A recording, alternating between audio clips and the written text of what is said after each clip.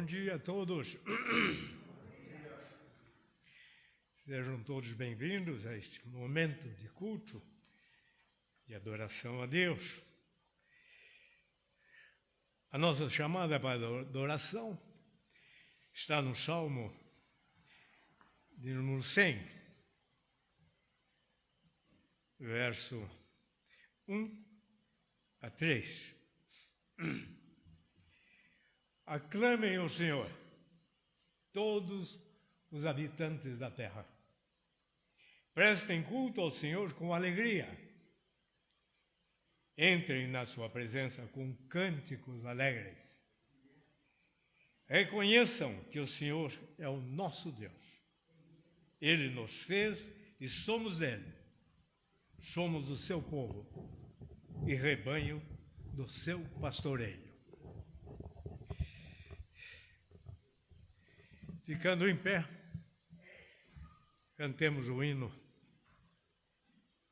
de número 170.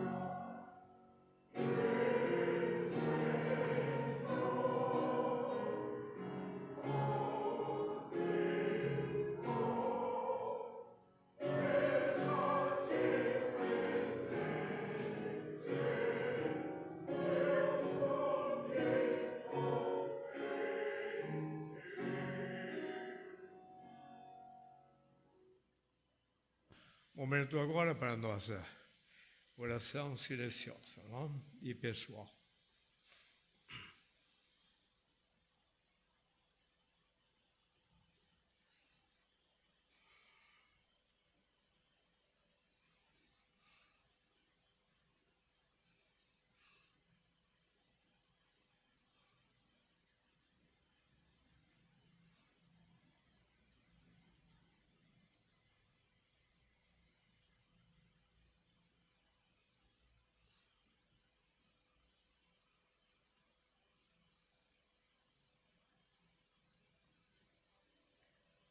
O nosso socorro está no nome do Senhor que fez o céu e a terra, que é fiel de eternidade a eternidade. Graças a todos nós e paz da parte de Deus, o Pai, do nosso Senhor Jesus Cristo, e em comunhão com o Espírito Santo. Amém. Podeis sentar-vos.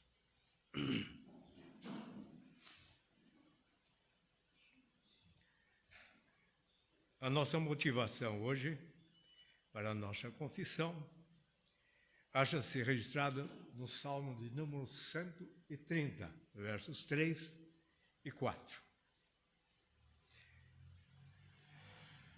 Se tu, soberano Senhor, registrasse os pecados, quem escaparia? Mas contigo está o perdão, para que sejas temido. Assim, humildemente diante de Deus confessemos os nossos pecados.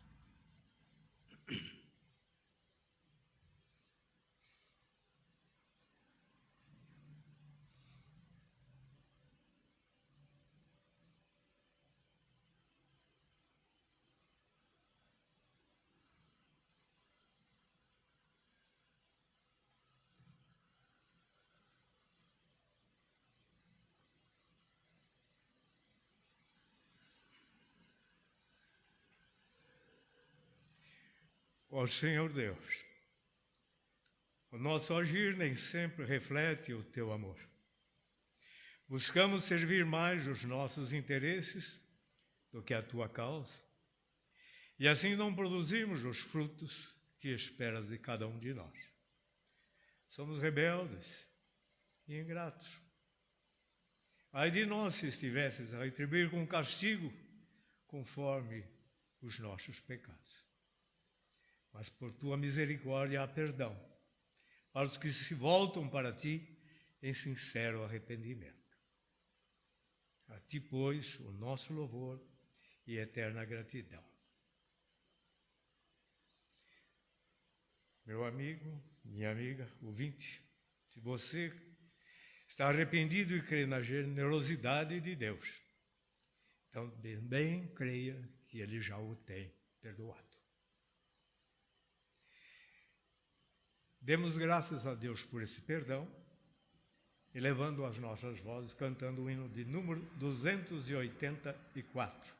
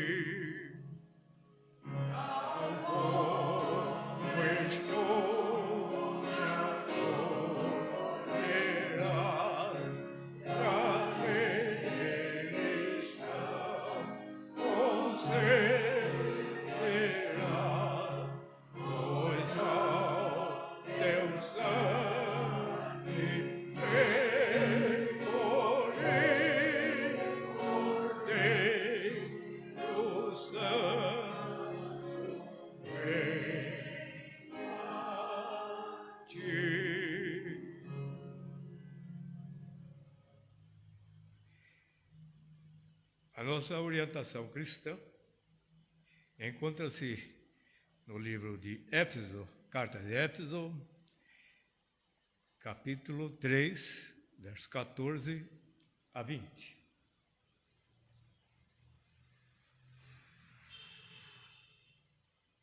Efésios, aliás. Capítulo 3, 14 a 21. Por essa razão, ajoelho-me diante do Pai, do qual recebe o nome toda a família, nos céus e na terra. Oro para que, com as suas gloriosas riquezas, Ele os fortaleça no íntimo do seu ser com poder, por meio do seu Espírito, para que Cristo habite no coração de vocês mediante a fé. E oro para que, estando arraigados e alicerçados em amor, vocês possam, juntamente com todos os santos, compreender a largura, o comprimento, a altura e a profundidade, e conhecer o amor de Cristo que excede todo o conhecimento, para que vocês sejam cheios de toda a plenitude de Deus. Aquele que é capaz de fazer infinitamente mais do que tudo o que pedimos ou pensamos, de acordo com o seu poder que atua em nós. A Ele seja glória na Igreja e em Cristo Jesus, por todas as gerações, para todo sempre. Amém.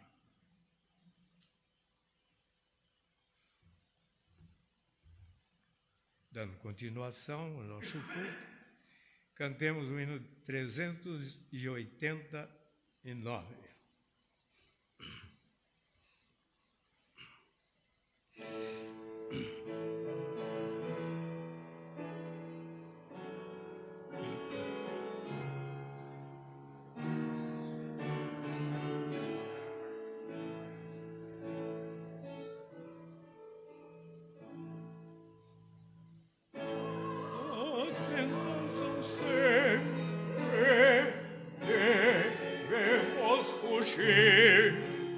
Pois ela o pecado nos pode nos ver, sempre combatendo toda vil paixão, a Jesus seguindo como bom cristão, ao Senhor Deus pedindo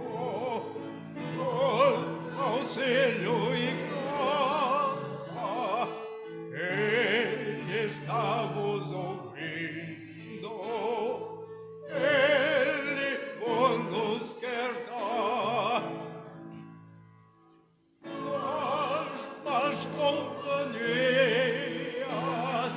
não queiras saber, não seguem a Cristo, Ele nos vem perder, sede fervorosos, leites de oração, a Jesus seguindo como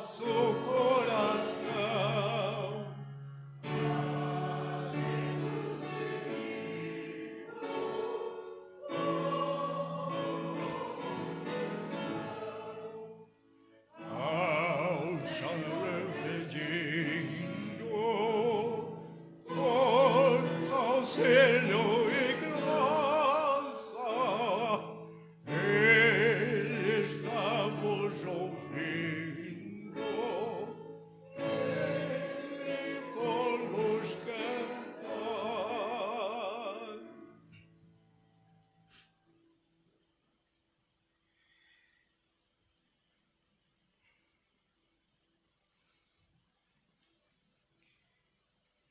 O nosso texto base para a nossa mensagem dessa manhã encontra-se no livro de Salmos.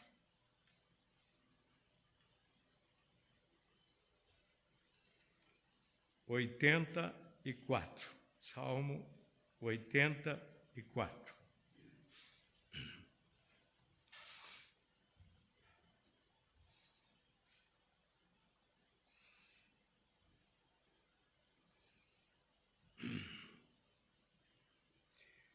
Como é agradável o lugar da tua habitação, Senhor dos exércitos. A minha alma nela e até desfalece pelos atos do Senhor. O meu coração e meu corpo cantam de alegria ao Deus vivo. Até o pardal achou lar e a andorinha um ninho para si, para abrigar os seus filhotes. Um lugar perto do teu altar, ó Senhor dos exércitos, meu Rei e meu Deus. Como são felizes os que habitam em tua casa, louvam-te sem cessar. Como são felizes os que em ti encontram sua força e os que são peregrinos de coração. Ao passarem pelo vale de Baca, fazem dele um lugar de fontes. As chuvas de outono também o enchem de cristernos. Prosseguem o caminho de força em força, até que cada um se apresente a Deus em Sião. Ouve a minha oração, ó Senhor, Deus dos exércitos. Escuta-me, ó Deus de Jacó. Olha, ó Deus, que és nosso escudo. Trata com bondade o teu ungido. Melhor é um dia nos teus atos do que 1000 no outro lugar. Prefiro ficar à porta da casa do meu Deus, a habitar nas tendas dos ímpios. O Senhor Deus é sol e escudo. O Senhor concede favor e honra. Não recusa nenhum bem aos que vivem com integridade. Ó Senhor dos exércitos, como é feliz aquele que em ti confia.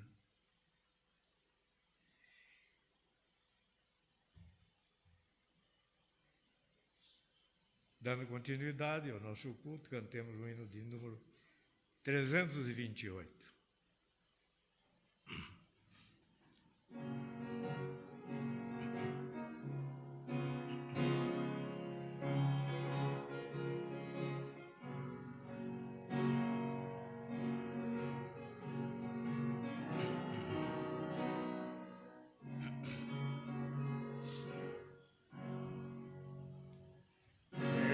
Tens que o tentador te vá vencer.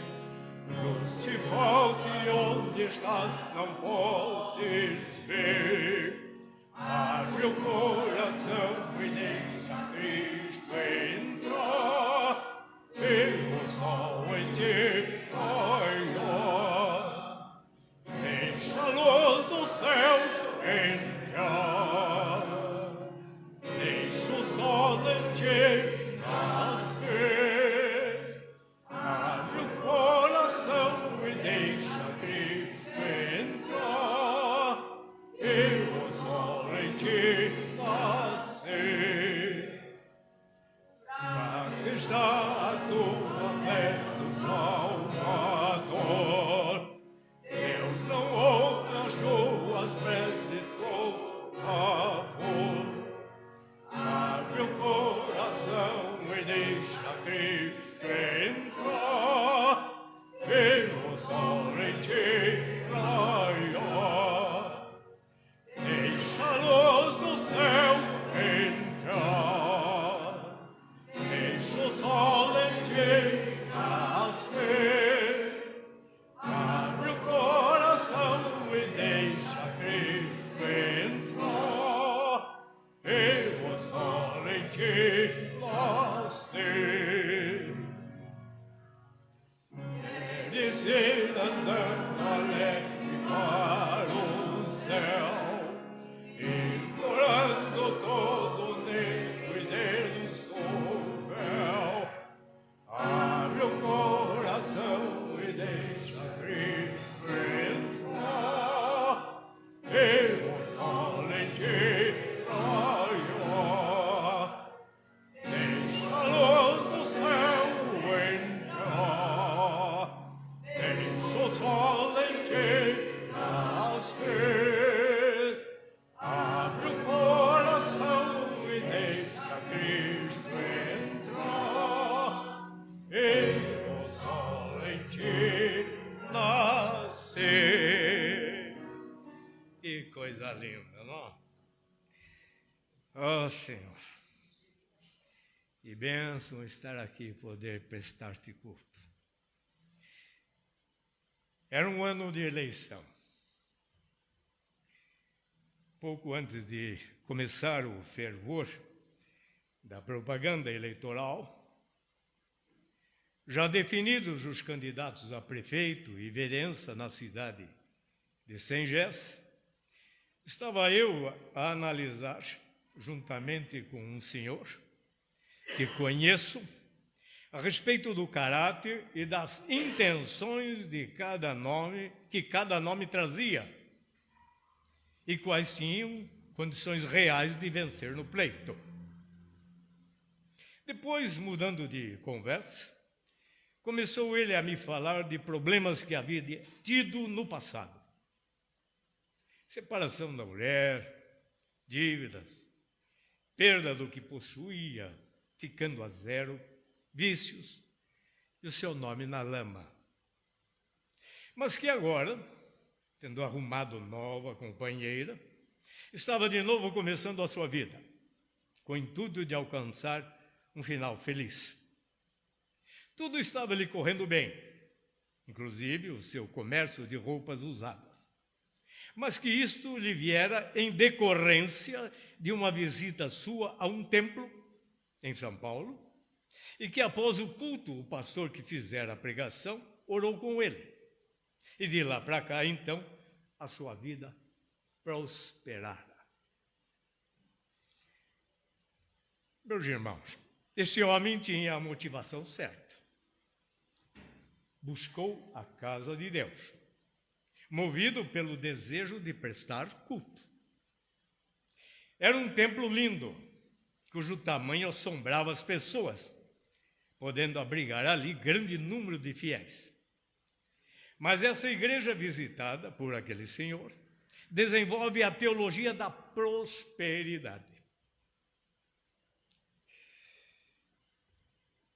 E seu lema é: pare de sofrer. Prega que quem anda com Deus dá a Deus definitivamente ao sofrimento. Mas a palavra de Deus nos afirma exatamente o contrário.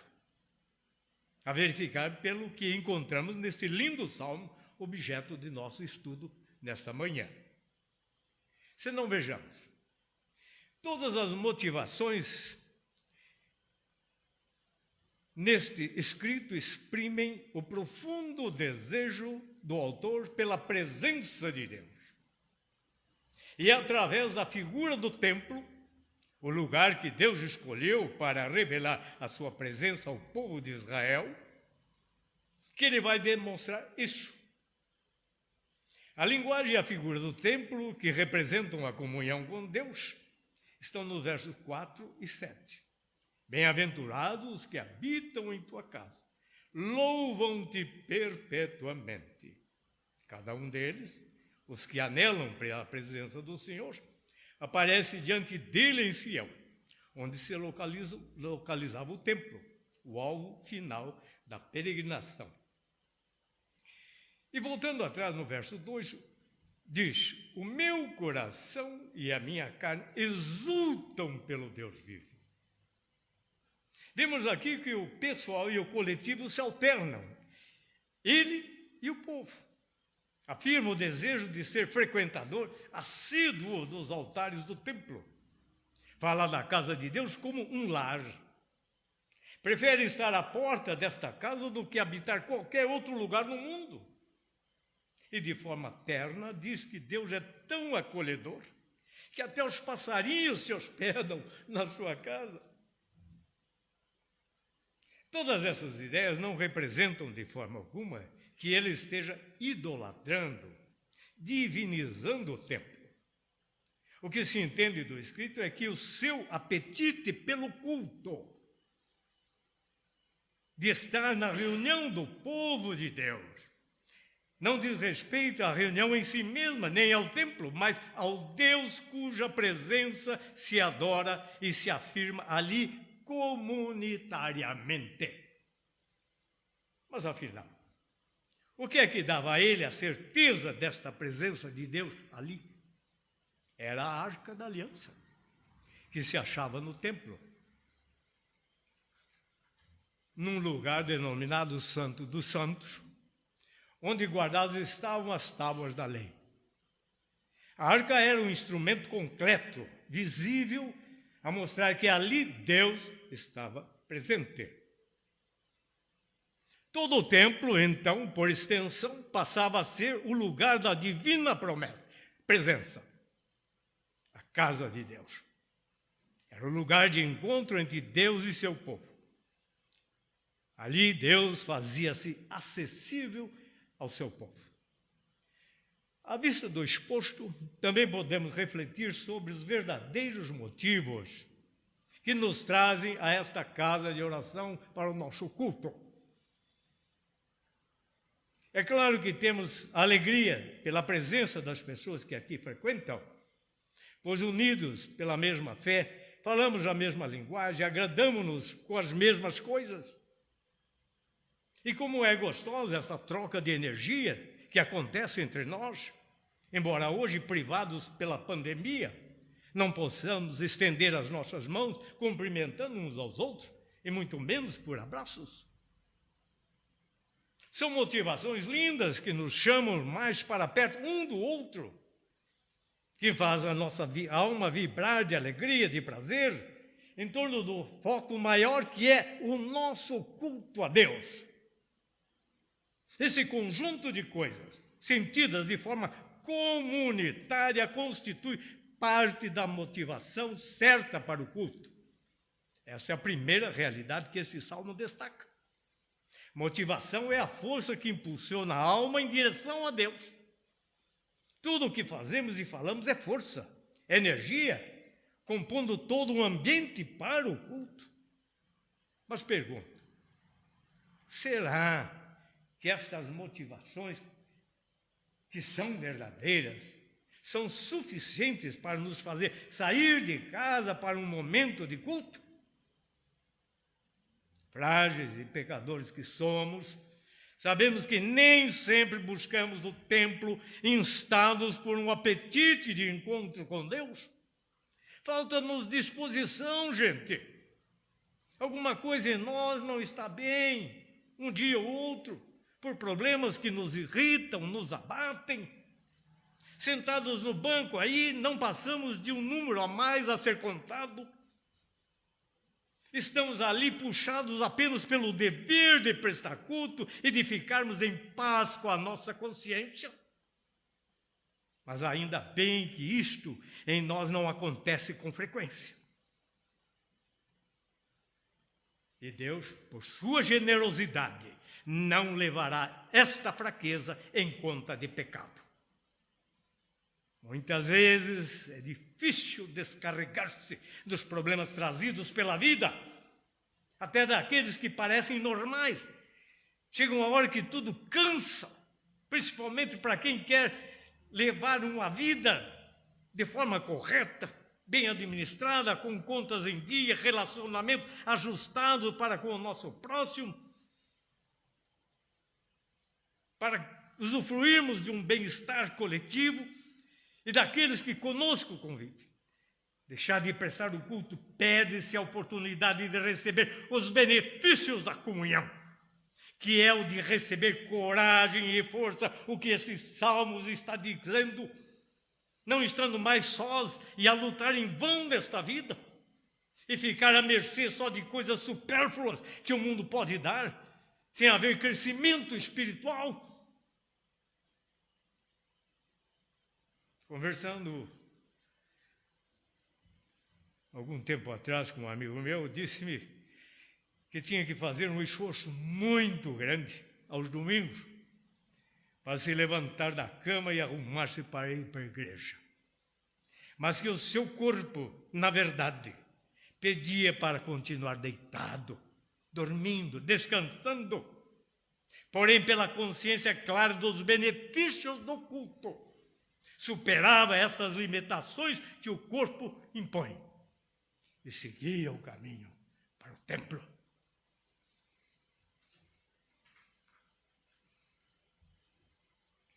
O texto nos mostra ainda que o salmista praticava a teologia da graça. Assim diz ele no verso 11, porque o Senhor, Deus é sol e escudo. O Senhor dá favor e glória. Mostra que o Senhor não nega os seus bens àqueles que têm como seu Deus. Graça é benefício concedido imerecidamente, mas que Deus, pela sua generosidade, nos concede. Assim, meus ouvintes, à vista do pensamento do salmista, convém refletirmos se em nossa forma de ser e de agir está a completa afirmação de que tudo o que temos, somos, fazemos e recebemos provém de Deus, que dá graça. No verso primeiro ele chama Deus de amável e no segundo de desejável. A minha alma suspira e desfalece por Deus, que é o promotor de alegria. A psique dele, como seu coração e até as expressões do seu corpo, exultam pelo Deus vivo. Para ele, Deus é ninho, onde repousa tranquilo e se aquece. Todas as caracterizações feitas a respeito dos atributos de Deus neste salmo são vistas pela ótica da graça. A visão de um Deus que não é adversário, nem inimigo, mas parceiro de vida. Entretanto, o escritor, meus amigos e irmãos, com todas as motivações certas, teológica, estava passando por uma dificuldade. Não parece estranho isso? Mas almejar a Deus é viver, e viver na graça não nos isenta de passarmos pelo vale de lágrimas. Vocês com certeza já ouviram a expressão usada por muitas pessoas em sofrimento. Ah, que será que Deus quer de mim? O mundo desabou sobre mim.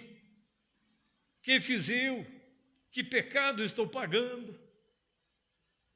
A cabeça das pessoas entra em confusão, em parafuso, por não entender as Escrituras. O próprio salmista, que escreveu este salmo, no Salmo de número 138, verso 3, em suas reminiscências de situações vividas no passado, fugindo da ira de Saul, que queria matá-lo, diz ele: ao caminhar entre perigos, quando clamei, tu me respondeste, deste-me força e coragem. Clamou e recebeu força e coragem. O Novo Testamento também fundamenta que nem o próprio Jesus, o Verbo encarnado, se isentou do sofrer, de passar pelo vale de lágrimas. Assim, fala afinal, advertiu os seus discípulos: no mundo tereis aflições, mas tende bom ânimo, eu venci.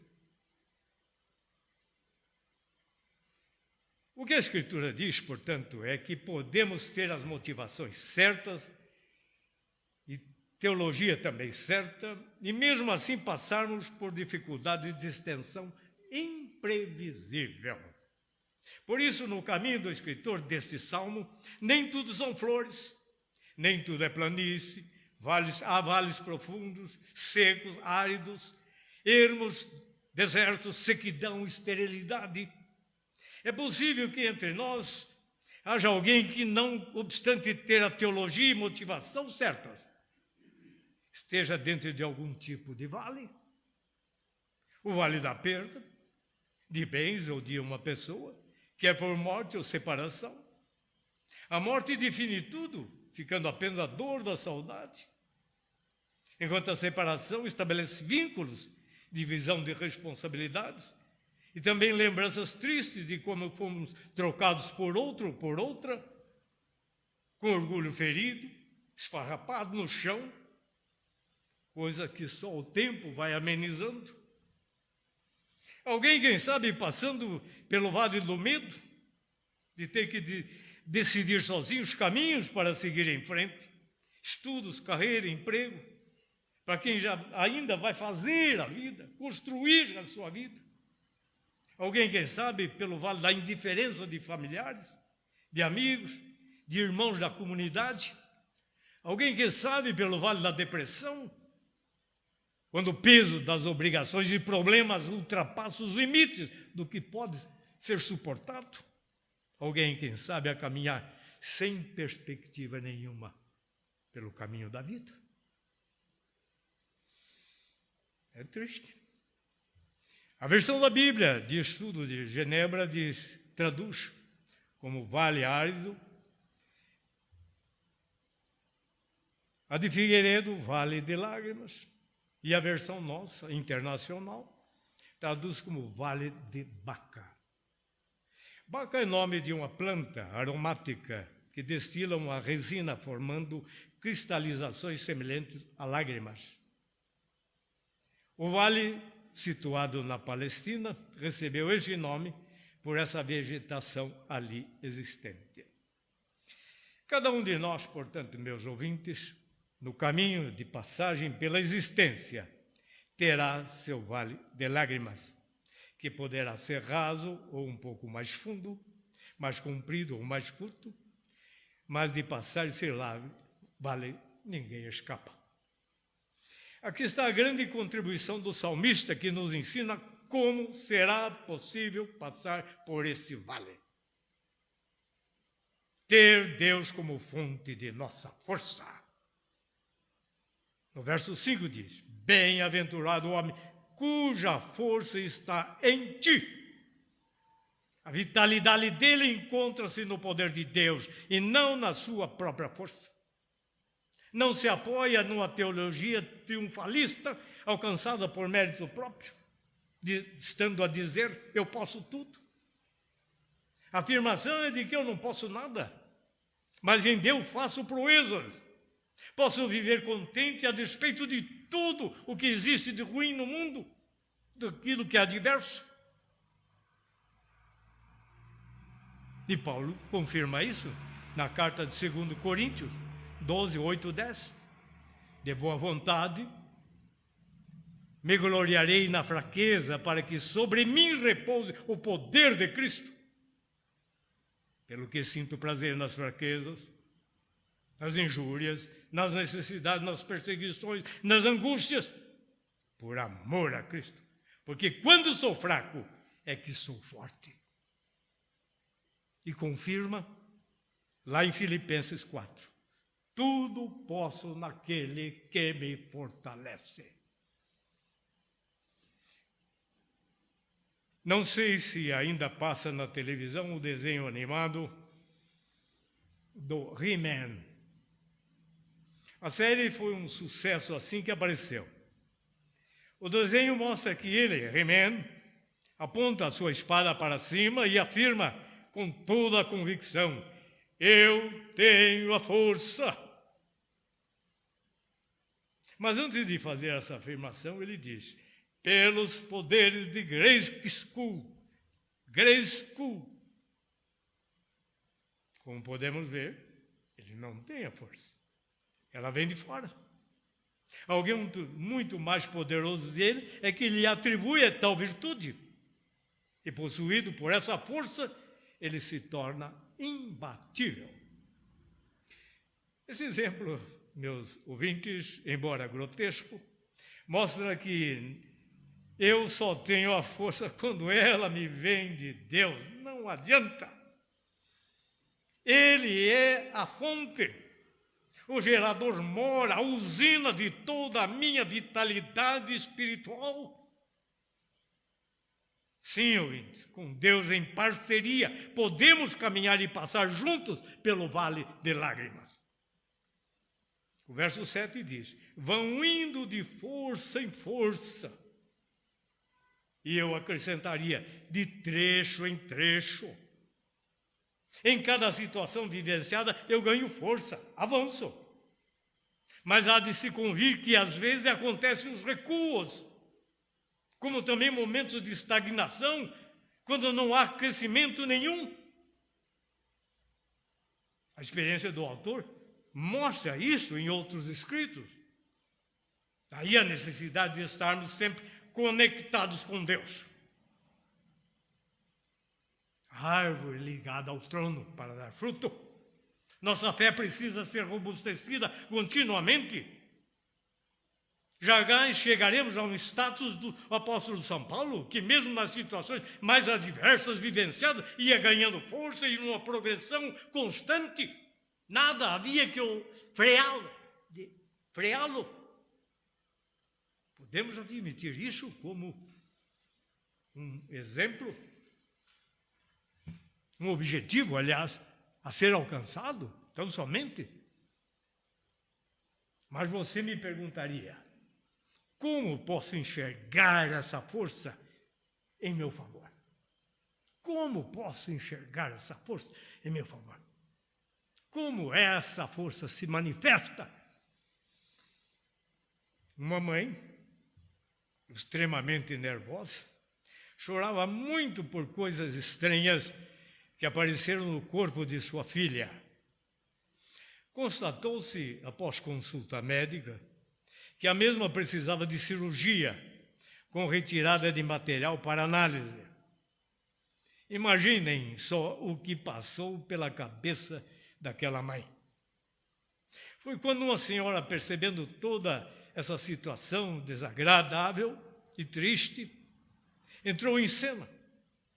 Passou a conversar com aquela senhora, com aquela mãe, fazendo-a sentir que agora tinha com quem compartilhar as suas angústias, a sua dor, o seu medo, como também ajudando-a no que precisava, visitando-a, telefonando-a, enfim, mostrando de forma efetiva toda a sua atenção, carinho e amor para com aquela mãe e sua filha. Eis aí uma forma indireta de Deus mostrar a sua força, sua compaixão, através de nossa instrumentalidade. Pelo olhar lançado ao que sofre, o coração se abre, acolhedor. Cuidar do outro é a ação que faz a sociedade mais justa, mais solidária, mais fraterna. Mais bem-aventurado é dar do que receber. Amar é servir. Servir na oportunidade que se apresenta, até dar um copo de água fria a quem precisa. Deus toca os nossos corações, predispondo-nos ao exercício do amor.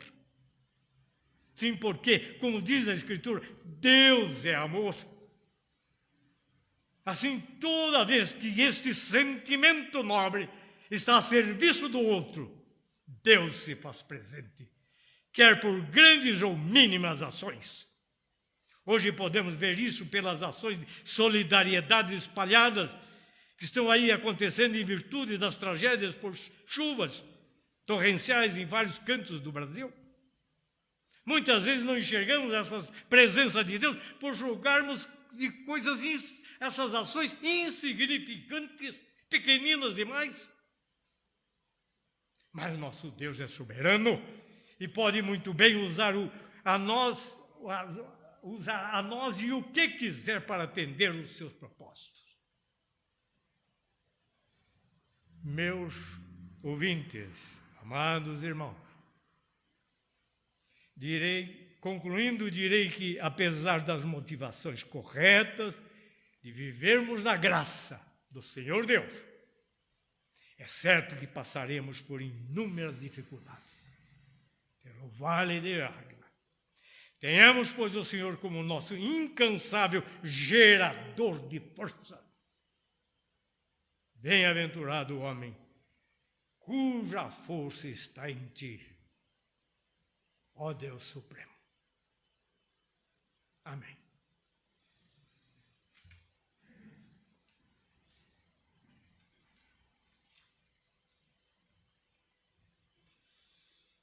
Dando continuidade ao nosso culto, cantemos o hino 374.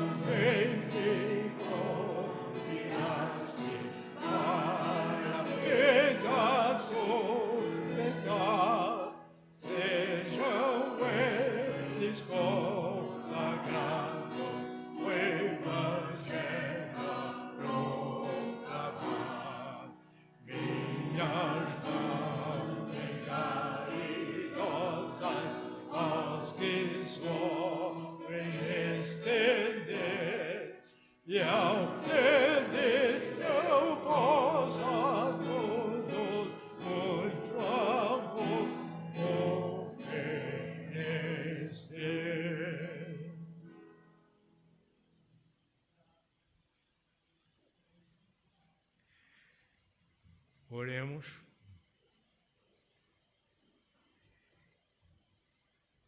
Ó Deus Santo, findamos agora este culto, serviço devido a Ti, de encontro contigo, que és fonte inesgotável de renovo. Ajuda-nos, ó Pai, plantados na fé, a nos apropriarmos dos benefícios deste momento de comunhão. Muitas graças a Ti, por escolheste revelar-te a nós, ao viver num corpo como o nosso, para que todas as alegrias e dores próprias do ser humano fossem sentidas pelo corpo de Jesus, Filho, Teu Filho, para salvar o mundo. E no cumprimento desta missão não poupaste, ó Deus, nem teu primogênito de passar pelo vale de lágrimas. Ao pedir a ti que afastasse dele o cálice, precisou da presença de um anjo para não sucumbir na prova. Coragem e força teve ele ao submeter-se à tua vontade. Assim, ó Pai, tenhamos a vida como oportunidade de vivermos de forma fraternal, como fez Jesus, alegrando-se com os que se alegram e chorando com os que choram, abertos às alegrias e solidários nos sofrimentos. Assim, força e coragem havemos de receber em nossa caminhada, sentindo que não estamos sozinhos. Agora, Senhor, pedimos que volvas teu olhar de compaixão àquele povo, cujo país está sendo invadido por outro, com supremacia de força, desrespeitando o direito de soberania que toda a nação tem. E também aqueles que em nosso país estão sob o choque pelo destempero do clima, com chuvas torrenciais e deslizamentos de morros, havendo perda de vida e de bens. Lembramos agora também dos enfermos da nossa comunidade, citando aqui os nomes da Elisa, do Albert, do Gert, da Owen, que todos possam sentir que suas vidas estão sob o poder daquele que é força, auxílio e graça para enfrentar os dias sofridos. Por teu Filho amado é o nosso pedido, que nos ensinou a orar, dizendo: Pai nosso que estás nos céus, santificado seja o teu nome. Venha a nós o teu reino, que seja feita a tua vontade, assim na terra como no céu. O pão nosso de cada dia nos dai hoje, e perdoa as nossas dívidas, assim como nós perdoamos os nossos devedores. E não nos deixes cair em tentação, mas livra-nos do mal. Pois teu é o reino, o poder e a glória para sempre. Amém. Terminando o nosso culto, fiquemos em pé para cantar um hino indicado.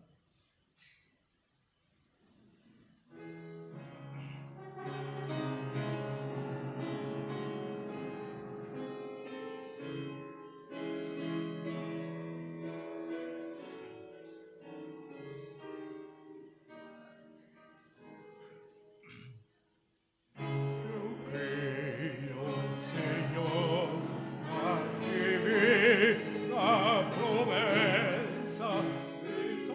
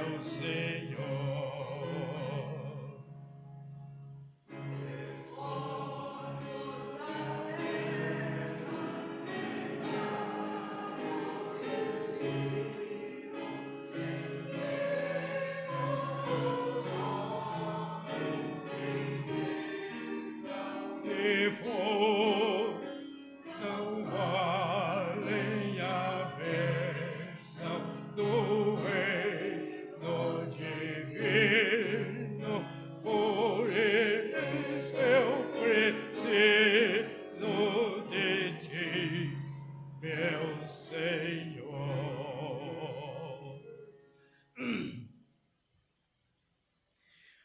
Recebei a bênção e a graça de nosso Senhor Jesus Cristo, o amor de Deus Pai e a comunhão do Espírito Santo sejam com todos nós, agora e sempre. Amém.